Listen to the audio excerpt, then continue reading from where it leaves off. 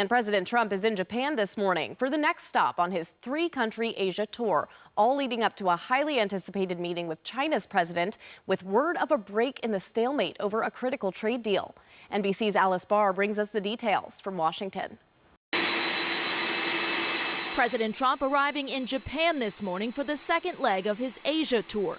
The trip set to culminate in a meeting Thursday in South Korea with Chinese President Xi Jinping amid an apparent breakthrough in high-stakes trade talks. I think we'll have a good deal with China, and they want to make a deal. Treasury Secretary Scott Bessent on NBC's Meet the Press announcing a framework for a trade deal to avoid President Trump's threatened 100% tariff increase on Chinese imports to the U.S. I believe we've reached a very substantial framework that will avoid that and allow us to discuss many other things with the Chinese. Inking a deal would help to wind down the trade war between the world's two biggest economies, while at the same time tensions ratcheting up with one of America's closest allies. Canada has been ripping us off for a long time.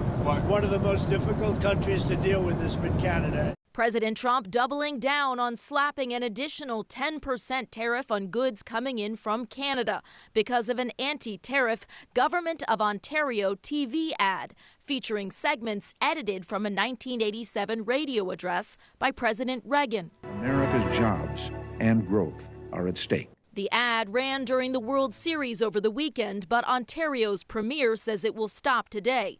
No meeting over the weekend when Canada's Prime Minister and President Trump were both in Malaysia for a trade summit, leaving a mixed picture on trade as American businesses and consumers wait for the impact on prices at home.